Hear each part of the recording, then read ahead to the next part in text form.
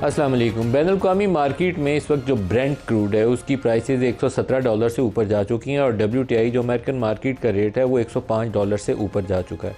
पाकिस्तानी वज़ीर-ए-आज़म जो है वो इस बात की तरफ इशारा कर रहे हैं कि जुमे को नए सिरे से कीमतों का तयन करना पड़ेगा। पाकिस्तान क्योंकि ज़्यादातर अपनी तेल की ज़रूरियात इंपोर्ट से पूरी करता है, इसलिए कीमतों का जो असर है उसको कहीं ना कहीं तो एडजस्ट करना पड़ेगा। एक चीज़ जो बहुत ही अफसोसनाक है हुकूमती एंड के ऊपर कि हुकूमत ने शुरू में इधर से सब्सिडी उधर से सब्सिडी दे के तो लोगों को ऐसा स्वीटनर देने की कोशिश की है कि बहुत ज़्यादा सेक्रीफाइस करने की कोशिश कर रहे हैं। ये प्रैक्टिकल अप्रोच नहीं थी, ये सुपरफिशियल अप्रोच थी लोगों को धोखा देने वाली। एक्चुअल इसकी प्रैक्टिकल अप्रोच ये थी कि NFC अवार्ड के तहत जो हज़ारों अरब सूबों को मुंतकिल किए जाते हैं, काउंसिल ऑफ कॉमन इंटरेस्ट बैठती और उसके ऊपर एक स्पेशल एमरजेंसी फ़ंड क्रिएट करती। तमाम सूबे अपने हिस्से का एक मखसूस हिस्सा मुख्तस कर देते उस फ़ंड के लिए। कोई आपको 1000 अरब का ऐसा फ़ंड क्रिएट करने की ज़रूरत थी जिसमें किसी हद तक ऑयल प्राइसेस को आप पास ऑन करते, किसी हद तक उसका शॉक एब्जॉर्ब करते। अगर आप शॉक एब्जॉर्ब नहीं करते, फुली इम्पैक्ट पास ऑन कर देते हैं, तो उसका नतीजा क्या निकलता है? नतीजा निकलता है कि कीमतें महंगी होने से स्टेट बैंक देखता है कि अब इन्फ्लेशन होगा तो इंटरेस्ट रेट चढ़ा दो। स्टेट बैंक ने 1% इंटरेस्ट रेट चढ़ा दिया। पाकिस्तान के ऊपर जितना कर्ज़ों का बोझ है, अगर उस सारे कर्ज़ों के बोझ को आप सामने रखें तो 1% का इम्पैक्ट कोई 400 से लेकर 600 अरब रुपए सालाना पड़ता है। ये इंटरेस्ट पेमेंट में वफाक बैंकों को देगा। बैंक 600-700 अरब रुपया साल का हुकूमत से और कमाना शुरू कर देंगे। और हुकूमत को इसका क्या फ़ायदा होगा? 600-700 अरब रुपया सालाना हम बैंकों को प्रॉफिट की मद में देंगे। अगर ये किसी हद तक इस शॉक को आप एब्जॉर्ब कर लेते, बजट के ज़रिए अपने एक्सपेंडिचर कंट्रोल करते, सूबों के पास बहुत पैसा है और वो ज़ाया कर रहे हैं लार्जली। आप देखें हर तस्वीर के ऊपर, हर डब्बे के ऊपर आपको चीफ मिनिस्टर ने अपनी फ़ोटो छापी नज़र आएगी, नए जहाज़ खरीदते नज़र आएंगे, ऐसी ऐसी जगहों पर मनसूबों का इफ्तिताह करते नज़र आएंगे जिनका कोई तुक नहीं बनता। वो काम नहीं किया वफाकी हुकूमत ने और सूबों ने। वो बताते हैं कि ये आपकी हुकूमत आपकी खिदमत ये कर रही है, हालांकि वो छुरी उल्टे हाथ से आपको फेरे जा रहे हैं कीमतें बढ़ाकर। डीज़ल की कीमत को कम रखा गया इसलिए कि इस वक्त कटाइयों का मौसम था। अगर उसको इम्पैक्ट करते तो एग्रीकल्चर सेक्टर पे इम्पैक्ट आता। इम्पैक्ट सारा डाला गया पेट्रोल के ऊपर, कीमत के ऊपर डाला गया। 106 रुपये के ऊपर हुकूमत पेट्रोलियम लेवी ले गई है और अब IMF का प्रोग्राम हमारा लगा हुआ है पहले हफ्ते में मई के, और उससे पहले आपको दोबारा एडजस्टमेंट करनी है। तो शहबाज शरीफ साहब शबाना रोज़ मेहनत करते करते कुछ सही फ़ैसला भी कर लें। इसको आपको सूबों को वसाइल जो दे रहे हैं उसमें से कुछ कॉस्ट कटिंग करें। आपकी जो सिक्योरिटी रिलेटेड एक्सपेंडिचर्स हैं वो ईरानियन बॉर्डर पे, अफ़गानिस्तान वाली साइड पे, वो भी ऊपर जा रहे हैं। और अगर आप वो फ़ैसला अभी नहीं करेंगे तो अल्टीमेटली आपके नेशनल डेट में इजाफा होगा। और ये कोई अक्लमंदी की बात नहीं होगी कि स्टेट बैंक 3 महीने बाद या अगले 15-20 रोज़ के बाद दोबारा रिव्यू करे और 1% और बढ़ा दे और आप और बैंकों को पैसा ट्रांसफ़र कर दे। बहुत ही अनफॉर्चुनेट सिचुएशन है। दुरुस्त फैसले नहीं हुकूमत कर रही। ड्रामे वाले बहुत से काम हो रहे हैं कि हम इधर ट्रकों को सब्सिडी दे रहे हैं, ये मोटरसाइकिल को 2000 दे रहे हैं, लेकिन एक्चुअल जो करने का काम है उसे करने से गुरेज कर रहे हैं। IAEA की एक स्टेटमेंट जारी हुई है जिसमें वो कहते हैं कि ईरान के पास जो अफज़ूदा यूरेनियम है उसका बड़ा हिस्सा इस्फहान के नीचे जो टनल्स हैं, जून में जब अमेरिका ने उसके ऊपर वो 30,000 पाउंड वजनी बम गिराए थे तो उससे पहले उन्होंने वो बड़ा हिस्सा उन टनल्स में मुंतकिल कर दिया और अभी भी महफूज है। अब सूरत हाल ये है कि हॉर्मोज़ के बंद होने के बाद ईरान के पास एक रास्ता बचता है कैस्पियन सी वाला, और एक बचता है किसी हद तक अगर वो थोड़ा बहुत ले जाने की कुछ गुड्स को या ऑयल को ट्रकों से लाद के ले जाने की कोशिश करे तो अज़रबैजान वाला, विच इज़ नॉट प्रैक्टिकल। तो वो क्या करेगा? क्या तेल वो अपना पैदा करता जाएगा या उसका तेल की प्रोडक्शन बंद हो जाएगी? यही जो बेयकीनी है ईरान के हवाले से भी और तेल की मार्केट के हवाले से भी। उसने तेल की कीमतों को आग लगा दी है पूरी दुनिया के लिए, सिर्फ पाकिस्तान स्पेसिफिक नहीं, पूरी दुनिया के लिए। बनेगा क्या उसको डिस्कस करेंगे। और हमारे साथ स्टूडियोज़ में सलीम साहब पाकिस्तान के मारूफ फर्दकार हैं और एडमिरल फैसल शाह साहब हैं, डिफेंस एनालिस्ट हैं। दोनों को खुशामदीद कहते हैं। जॉर्ज सलीम साहब, आपसे पहले जानना चाहूँगा ये सूरत हाल किस तरफ जा रही है? क्योंकि IAEA की स्टेटमेंट से ये चीज़ तो नज़र आती है कि उन्हें सेटेलाइट इमेजेस से कन्फर्म कर रहे हैं कि उनके पास अभी तक वो स्टॉक पाइल्स मौजूद हैं 440 किलोग्राम के। क्या बनेगा आगे? जी बिल्कुल, बल्कि जिस तरह मैं पहले भी शायद कह चुका हूँ कि ये जब इनको रिपोर्ट्स मिली थी, इंटेलिजेंस रिपोर्ट्स मिली थी कुछ माह पहले अमेरिकन को और इसराइलीज़ को, कुछ सैटेलाइट रिपोर्ट्स थी, कुछ दूसरी इंटेलिजेंस रिपोर्ट्स थी कि वो जो यूरेनियम उस वक्त ईरान ने बचाया था, क्योंकि उन्होंने ऊपर से वो सारी साइट्स तबाह की थी, इस्फहान की इन पर्टिकुलर, बाकी भी नातान्स, फर्दो की जो है, लेकिन उनके नीचे जो थी वो अफसूदा यूरेनियम, जो वो कहा जाता है कि वो गैस की सूरत में मौजूद है, सिलेंडर्स में है, लेकिन उसको सॉलिडिफाई किया जा सकता है। वो तो सिर्फ एक प्रोसेस है। तो उस वक़्त उनको फिर ये इंफॉर्मेशन मिली कि ईरान उसको रिट्रीव करने की कोशिश कर रहा है। तो उस वक्त फिर इजरायलीज़ ने बहुत ज़्यादा पुश किया कि जी दोबारा से स्ट्राइक्स की जाए ईरान पे। तो वजह तनाज़े उधर से, खैर वजह तनाज़े तो पूरा न्यूक्लियर इशू ही है, लेकिन वो जो इमीडिएट एक वजह बनी थी उस वक्त वो थी। और देखिए अभी भी जो न्यूक्लियर, क्योंकि मैं बार बार कंसिस्टेंटली ये कहता रहा हूँ कि न्यूक्लियर इशू ही कोर है अभी तक, और उसमें दो सेगमेंट्स हैं या दो एस्पेक्ट्स हैं। एक तो यही जो 440 किलोग्राम जो है अफजूदा यूरेनियम, और दूसरा ये जो सस्पेंशन की बात है। अब समहाउ सस्पेंशन की बात कुछ ज़्यादा अहम होगी इस वक्त, क्योंकि इस पे ईरान जो है ना उसने थोड़ी लचक ज़्यादा दिखाई थी। जो सस्पेंशन की बात है, जो अमेरिका कह रहा है कि 20 साल के लिए आप ज़ीरो इनरिचमेंट, अब वो क्यों अहम है कि ज़ीरो इनरिचमेंट जब आप करते हैं तो उसमें होता ही है कि फिर आपके सेंट्रीफ्यूजेस जो हैं, जो कि ईरान के पास हज़ारों की तादाद में मौजूद हैं, जो अफसूदा करते हैं यूरेनियम को, वो फिर आप बंद कर देते हैं। वो उसको फिर मॉनिटर करना आसान। 2015 में भी कट डाउन किए गए थे। 2015 में तो लिमिट थी 3.67% की, और साथ ही साथ वो जो मेडिकल आइसोटोप्स के लिए ज़्यादा थी उसकी। तो उस वक्त उन्होंने उनके जो वो सेंट्रीफ्यूजेस थे वो बंद नहीं हुए थे, वो ठीक है उसको इंस्पेक्ट करते थे। और वो यही चाहते हैं अब इजरायलीज और अमेरिकन की वो कैपेसिटी जो उनकी है, ताकि वो इंश्योर कर सकें कि ये कोई साइड पे ऑन द साइड कोई यूरेनियम अफसोदा नहीं कर रहे। अब तो वो किस ट्रस्ट का बहुत बड़ा डेफिसिट है। अब उसमें मसला क्या, अभी जो 20 साल है, ईरान ने एक टाइम पे इतलात के मुताबिक 5 साल तक की ऑफ़र की थी, लेकिन फिर अंदर क्या हुआ कि अंदर खाने ईरान के अंदर ही रिएक्शन आया उसका। ईरान के अंदर हार्डलाइनर्स ने ये कहा कि जी आपने ज़्यादा लचक दिखा दिया और बहुत शुरू में दिखा दिया, आपको न्यूक्लियर की तो आप बात ही ना करें अभी फ़िलहाल। फिर वो बहुत ज़्यादा प्रेशर आया। अब जो ईरान तजावीज़ दे रहा है, आप देखें उसमें वो क्या कह रहे हैं।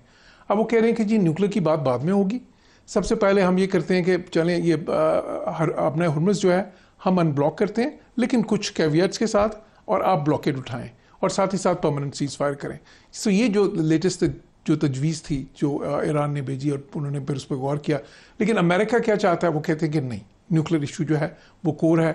वो क्योंकि वो समझते हैं कि इतनी लेवरेज उन्होंने क्रिएट की है, इतना प्रेशर जो जनरेट किया है, अगर अभी उस पर न्यूक्लियर पे बात नहीं होगी तो फिर बाद में तो जो है एक बार अपना हुर्मुज़ खुल गई, ब्लॉकेड उठ गया, और फिर ठीक है उनके पास फिर भी वो लेवरेज होगी, सैंक्शंस रिलीफ वाली लेवरेज होगी, उनके जो एसेट्स अनफ्रीज करने वाली लेवरेज होगी।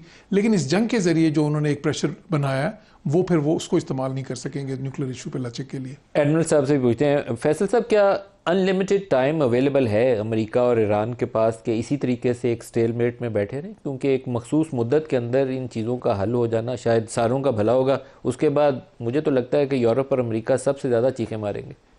ईरान का भी खसारा है, ये नहीं कि ईरान फ़ायदे में होगा। एडमिरल साहब। शुक्रिया नदीम साहब मुझे प्रोग्राम में लेने का। नहीं, बिल्कुल अनलिमिटेड टाइम किसी के पास भी नहीं है। ना सिर्फ ये कि इन दोनों के पास नहीं है, बल्कि ख़ित्ते के पास नहीं है, और दीगर जो ख़ित्ते के बाहर के ममालिक हैं उनके पास भी नहीं है। तो एवरीबडी वांट्स कि ये जंग जल्द से जल्द ख़त्म हो। अमेरिका आप अगर देखें तो इस वक्त बिल्डअप कर रहा है अपनी फोर्सेस को, और जो इतलात हैं उसमें यह है कि जेरल्ड फोर्ड जो कि मेडिटरेनियन में था उसको रेड सी में लेकर आ गए हैं। वो परहैप्स वो चाहते हैं कि बाबल मंदब अगर बंद करने की कोशिश की जाती है, कंट्रोल करने की कोशिश की जाती है, तो उसको पहले वो कंट्रोल हासिल कर लें उसका, और हूतीज़ को ना लेने दें। जो George W Bush aircraft carrier है, उसको अफ्रीका के नीचे से वो लेकर आ रहे हैं इस थिएटर में, और यकीनन वो मेरा ख्याल है कि इसलिए ला रहे हैं कि ईरान को ये मैसेज देना चाहते हैं कि ब्लॉकेड अभी उठने वाला नहीं है, और हम यहाँ पे स्ट्रेंथ में मौजूद हैं, और ये ब्लॉकेड चलता रहेगा। मेरा ये ख्याल है कि जो ईरान की तजावीज़ हैं बातचीत करने की मरहलावार, वो प्रैक्टिकल तजावीज़ हैं। जो अमेरिकन कह रहे हैं वो डिक्टेशन कर रहे हैं, वो बातचीत नहीं कर रहे। वो कह रहे हैं कि जो हम कह रहे हैं अगर आप उस तरह से मानेंगे तो डील होगी, अगर आप नहीं मानेंगे तो there is no other option. Iran ये कह रहा है कि आप बातचीत करें, सबसे पहले आप जंग बंदी पे राज़ी हों, एक लॉन्ग टर्म एग्रीमेंट हो जिसमें जंग बंदी हो, और उसके बाद फिर हम Strait of Hormuz and blockade इन दोनों को उठाया जाए, और फिर हम तीसरे मरहले में बात करें न्यूक्लियर पे। तो ये स्टेप वाइज आई थिंक बातचीत का वो कह रहे हैं। देखें, एनपीटी के मेंबर होने के नाते ईरान को अप टू 20% एनरिचमेंट की इजाज़त है सिविलियन न्यूक्लियर यूज़ के लिए। 3.67% पे ईरानियंस राज़ी हुए थे JCPOA में 2015 से 18 वो चला, और ट्रंप साहब ने 2018 में उससे बर्खास्त ली ये कहकर कि इसमें बैलिस्टिक मिसाइल प्रोग्राम शामिल नहीं है, इसलिए ये बहुत ख़राब एग्रीमेंट है। उस वक्त उनको ईरान के 3.67% एनरिचमेंट पे भी कोई एतराज़ नहीं था। उसके बाद ईरान ने 60% तक एनरिचमेंट की, जो कि ईरान की गलती थी, ईरान को नहीं करना चाहिए था। IAEA की वेरिफिकेशंस होती रही, इंस्पेक्शंस होती रही और उसमें वेरीफाई करते रहे कि ईरान कंप्लाई कर रहा था GSP को, लेकिन जाहिर बात है कि अमेरिका की रिट्रीट के बाद फिर ईरान ने भी एक्सेस दिखाया। लेकिन अभी ये कहना कि ईरान NPT का मेंबर होते हुए 0% पे आ जाए, मेरा ख्याल है कि ये आप किसी मुल्क से उसकी खुद मुख्तारी छीन रहे हैं, और इसीलिए ईरानियंस ये कहते हैं कि हम अपनी खुद मुख्तारी नहीं दे सकते किसी को। आप हमसे बातचीत करें, हम बीच का रास्ता निकाल सकते हैं, और जो हमारे हकूक़ हैं हमें वो हकूक़ देने चाहिए। अगर आप ये कहते हैं कि ईरान ने 60% पे ले जाने की गलती की है, तो अमेरिका ने भी तो बहुत सारी गलतियाँ की हैं।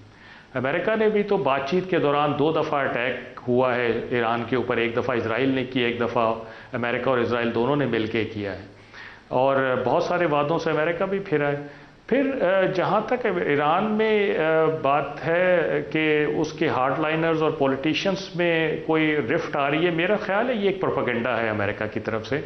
ईरान में एक बड़ा यूनिक गवर्नेंस सिस्टम है, और उसमें आइडियोलॉजिकल लोग भी हैं और पॉलिटिकल लोग भी हैं, लेकिन पॉलिटिकल लोग हमेशा सबसर्विएंट, मतलब फॉलोअर्स रहते हैं आइडियोलॉजिकल जो लीनिएज है उसके। और अगर ईरान ने पहले कोई ऑफ़र की थी तो ये हो नहीं सकता कि वो जो आइडियोलॉजिकल ब्लॉक है उसकी अप्रूवल के बगैर कोई ऑफ़र कर दी हो, यानी जो पॉलिटिकल आर्म है उसने अपनी तरफ से कोई ऑफ़र कर दी। This is not possible, I know this is not possible in Iran. लेकिन अब ईरान, जाहिर बात है कि बातचीत करके जब उनके डिसीजन हो जाता है तो फिर पॉलिटिकल ब्लॉक भी आइडियोलॉजिकल ब्लॉक के पीछे खड़ा हो जाता है, और फिर एक डिसीजन पे ये लोग रहते हैं। तो मेरा ख्याल है कि जो वो बात कर रहे हैं 3 लेयर्स में डिस्कस करने की, I think that is quite practical. Jauhar साहब, क्या ये जो फेज प्रोसेस है, क्योंकि ट्रस्ट डेफिसिट है, इसके ऊपर ईरान अमेरिका की मान लेगा या अमेरिका ईरान की? मुझे डाउट है इसके ऊपर। पैकेज डील मुझे लगता है शायद इन्हें करनी पड़ेगी, मेज़ पे बैठ के एक एग्रीमेंट करना पड़ेगा जो सारी चीज़ों का अहाता करता हो, तो फिर तो चीज़ कोई निकल आएगी। ये शायद भरोसा अमेरिका इन पे नहीं करेगा और ईरान अमेरिका पे तो बिल्कुल भी नहीं करेगा। जी, और इत्तेफाक की बात है कि यही अमेरिकन चाह रहे हैं इस वक्त, जो आपने कहा है ना, पैकेज डील। वो तो चाह रहे हैं पैकेज डील हो, लेकिन पैकेज डील ऑनरेबल होनी चाहिए ना, अभी तो वो बंदूक रख के कर रहे हैं। हाँ जी, जो ईरानियंस कह रहे हैं वो कह रहे हैं कि डीकपल करें। अच्छा देखिए, ये जो कॉन्फ्लिक्ट्स होते हैं ना डेमोक्रेसीज में भी और ये बाकी में, डिफरेंसेस ऑफ ओपिनियन होना कोई बुरी बात नहीं होती, होते हैं। ईरान में आइडियोलॉजिकल, पॉलिटिकल और IRGC तीनों मिक्स्ड हैं। बहुत सी ऐसी शख्सियात हैं जो पहले IRGC के जनरल्स थे, अभी वो इस वक्त पॉलिटिकल की पोजीशंस पे हैं। इस वक्त कालीबाग खुद पहले IRGC से, कालीबाग, जुल्कदर, बहुत से लोग। अच्छा, इसी तरह जो आइडियोलॉजिकल हैं वो पॉलिटिकल भी हैं। तो ईरान में कोई इस तरह की वो डिस्टिंक्शंस नहीं है कि ये आइडियोलॉजिकल है, ये पॉलिटिकल है, ये IRGC है। इट्स ऑल वेरी डिफ्यूज्ड है, और उनका सिस्टम भी ऐसे ही है। लेकिन उसमें देखिए, जब जंग होती है तो उस वक्त मुख्तलिफ जो राय होती हैं, आती हैं बीच में, इसमें कोई शक। अब आप देख लें ईरान की पेज़ेश्कियान एक वक्त में, और अली खुमैनी की ज़िंदगी में ये हो रहा था कि पेज़ेश्कियान जो है, जब एक अल्टीमेटम का ख़त आया था प्रेसिडेंट ट्रंप की तरफ से, पेज़ेश्कियान उस वक्त चाहते थे कि नेगोशिएशन शुरू करें शुरू में, और अली खमेनाई जो है वो चाहते थे कि नहीं शुरू करें। काफ़ी वो फिर एक जो है ना इंटरनल डिस्कशन वगैरह हुई। इवेंचुअली फिर अली खमेनाई ने इजाज़त दी और फिर वो शुरू हुई। अच्छा, अभी भी इस वक्त जो है, क्या मुज्तबा उतना डोमिनेट करते हैं जितना अली खमेनाई करते थे? जो मेरी इंडिकेशंस हैं, देखें इस वक्त जो अहम तरीन हैं बीच में, बिल्कुल उसमें मुज्तबा खमेनाई भी हैं, और साथ ये बाकिर जुल्कदर, ये जो है ये काफ़ी अहम है। जुल्कदर का रोल अब वज़नी हो गया जी।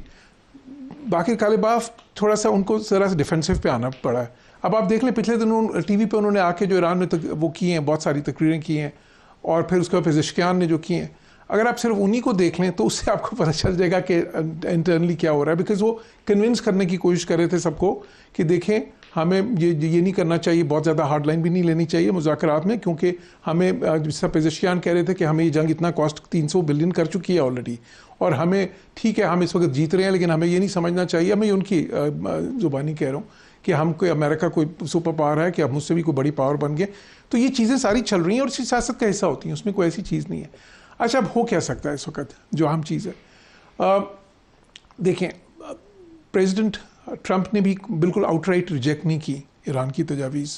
बार बार ये आ रहा है कि जी हाँ president didn't love the proposals, या इस तरह के लफ्ज़ आए, he didn't like the proposals, और लेकिन बातचीत चल रही है और ये ज़ाहिर है पाकिस्तान की वसासत चल रही है।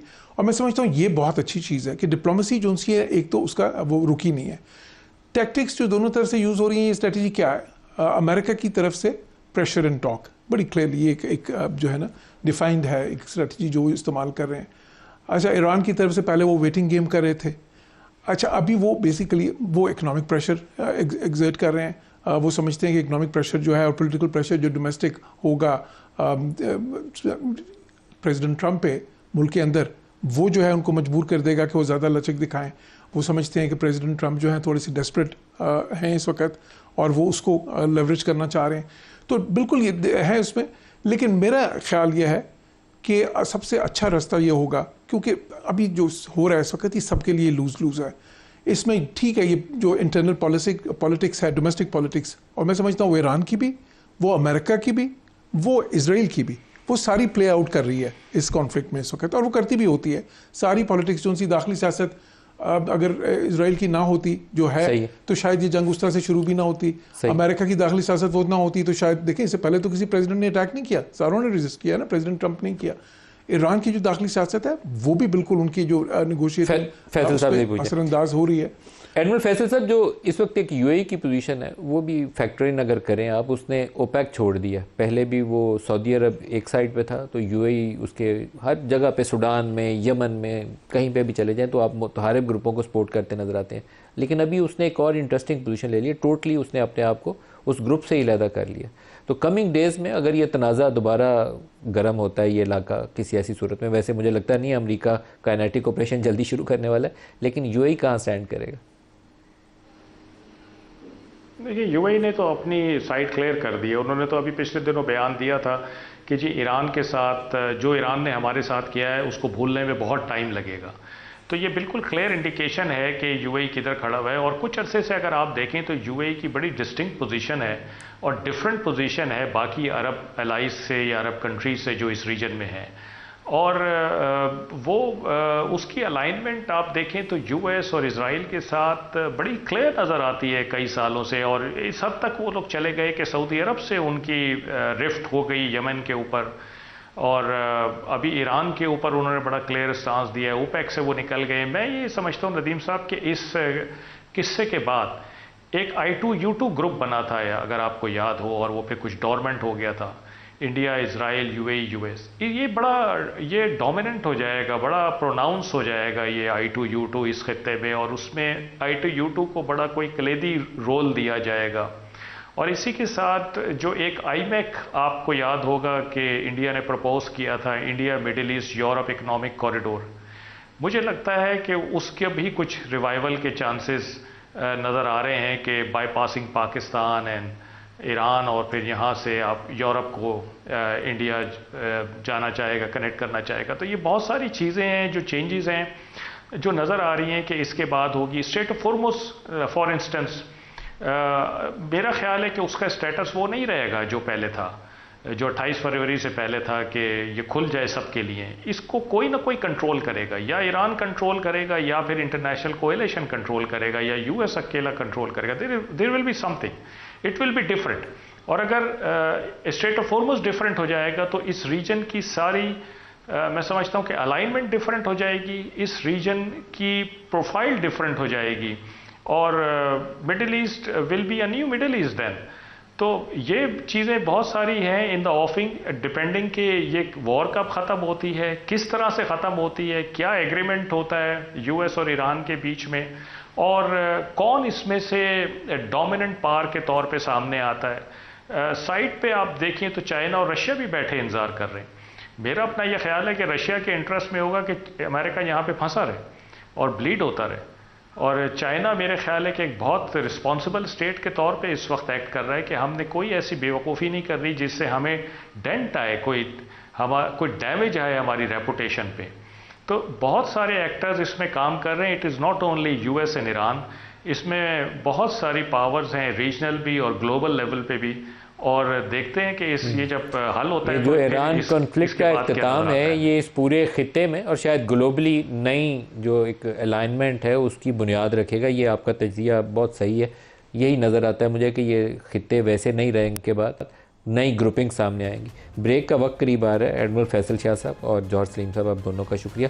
ब्रेक से वापस आएंगे तो रेहान हनीफ साहब और जावेद कुरैशी साहब वो दोनों हमारे साथ होंगे और प्राइसेस पाकिस्तान के साथ करेंगी क्या उसको तज्जिया करेंगे। हमारे साथ रहिएगा।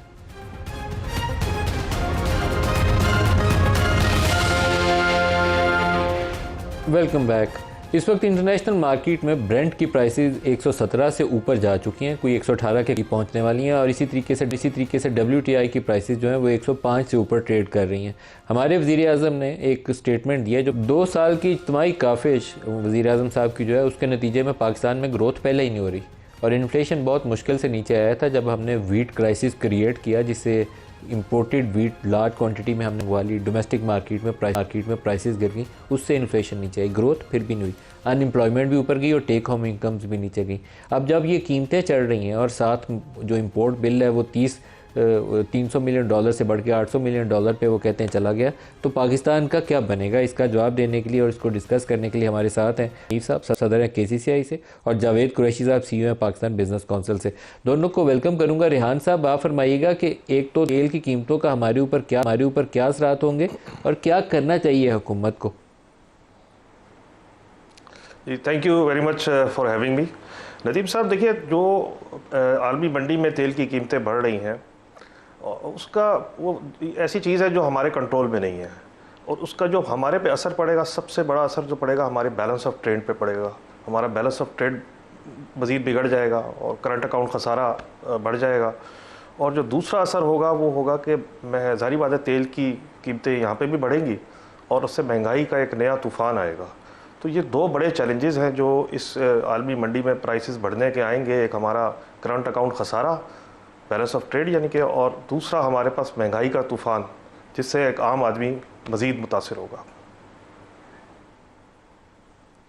जावेद कुरैशी साहब, आप क्या फरमाते हैं, कैसे इससे निकला जाए कि ये बहुत ज़्यादा पाकिस्तानियों की ज़िंदगी मुश्किल में है? पहली 10 साल के जो सर्वे आए हैं, अनएम्प्लॉयमेंट भी ऊपर है, टेक होम इनकम भी ऊपर है, टेक होम इनकम नीचे चली गई और अनएम्प्लॉयमेंट ऊपर चली गई है।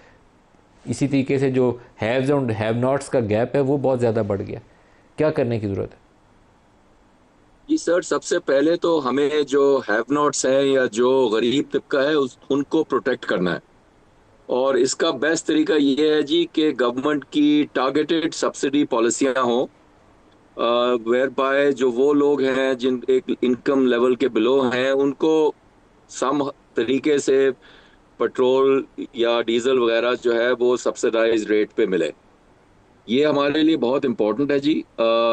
जैसे कि पहले भी साहब ने कहा कि अगले 3-6 महीने पूरी दुनिया के लिए मुश्किल होंगे, हमारे लिए भी मुश्किल होंगे।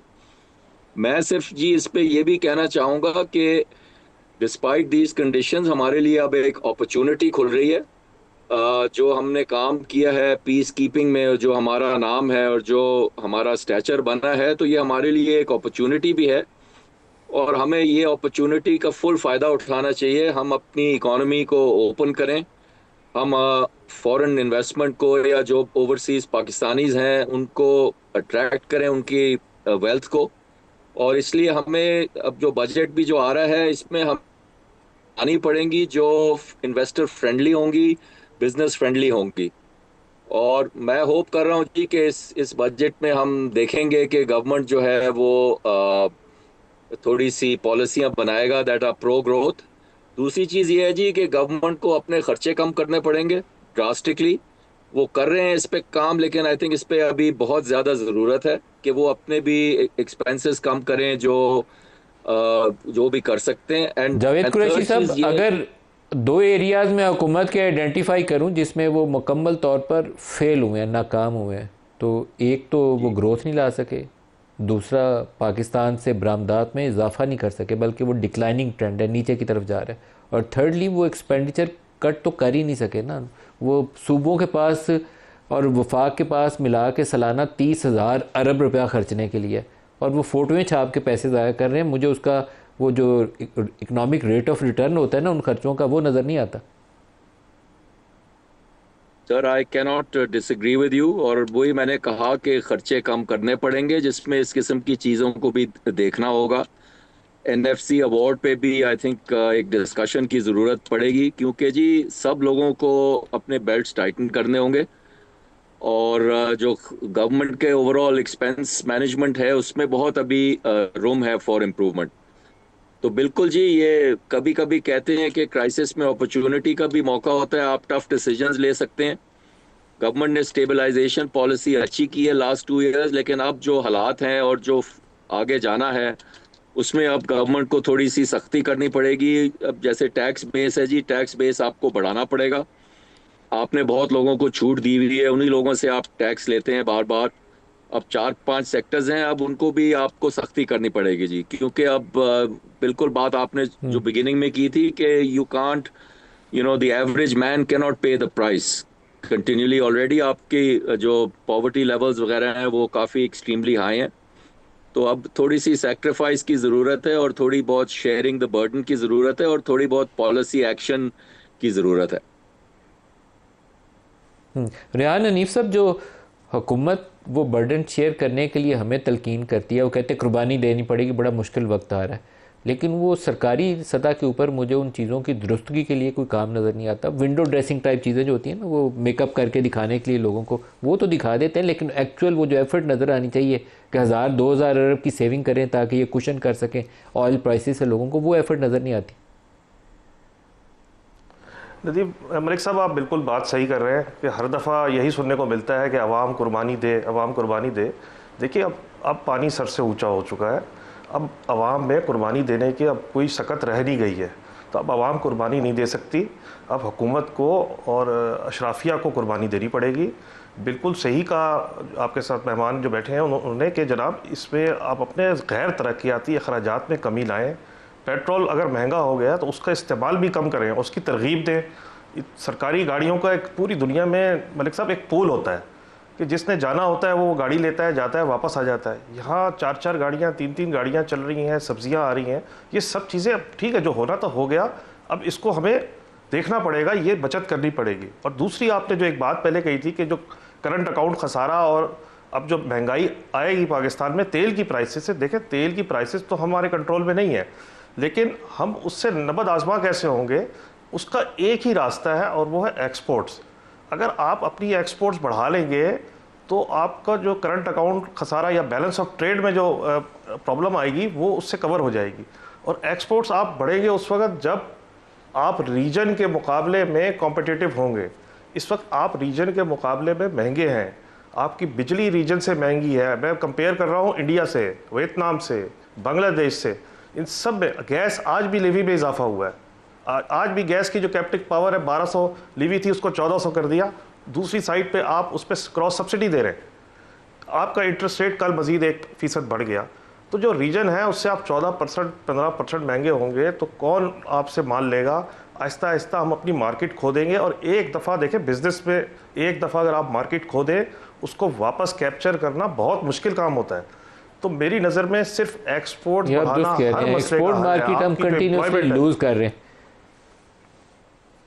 एक्सपोर्ट मार्केट में हम इतने बुरे तरीके से पिट रहे हैं रेहान साहब, और इनके पास कोई स्ट्रेटजी नहीं है, कोई स्ट्रेटजी नाम की चीज़ ही नहीं है।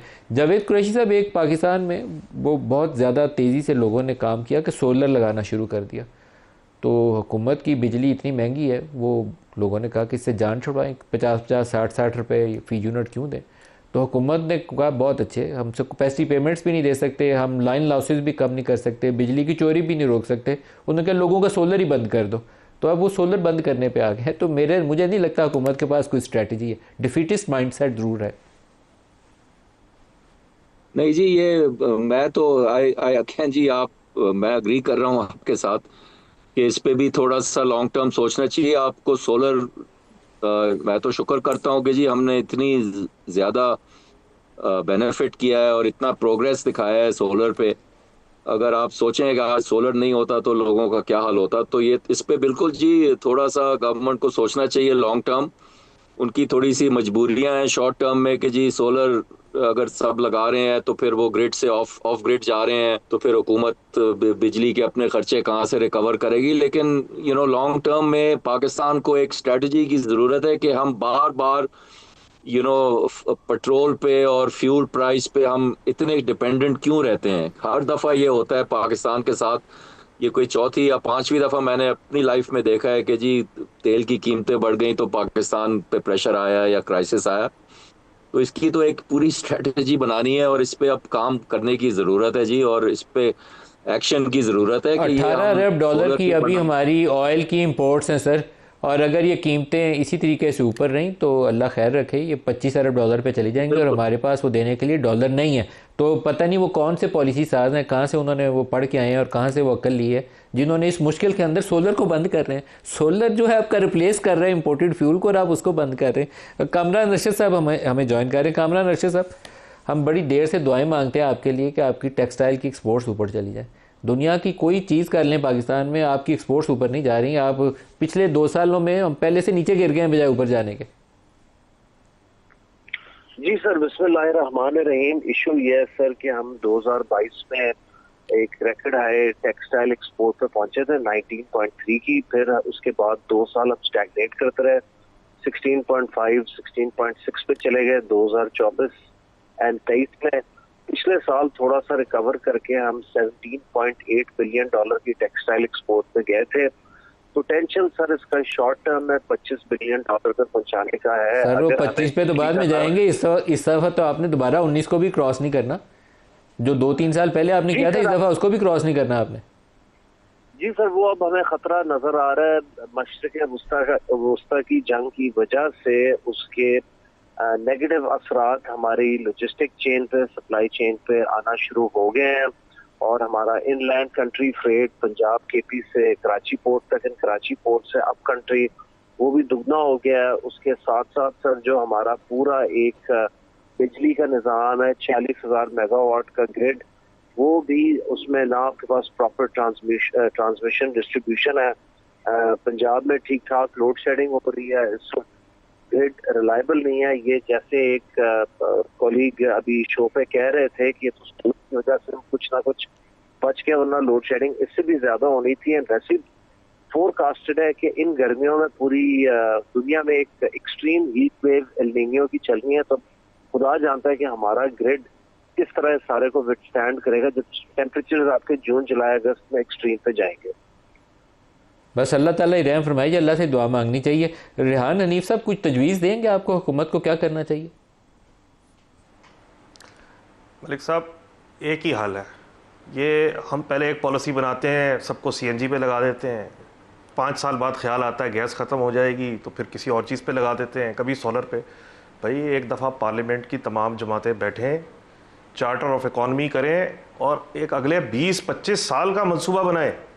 ये क्या 2-2 साल के 1-1 साल के मंसूबे बनते हैं? ये इस तरह मुल्क नहीं चला करते। ये सब बैठे सर जोड़ के, एक सियासतदान भी बैठे हैं, इकोनॉमिस्ट भी बैठे हैं, और अगले 20-25 साल की पॉलिसी बनाएं कि जनाब ये हमारी लाइन और लेंथ होगी, हम इस पे मुल्क को चलाएंगे।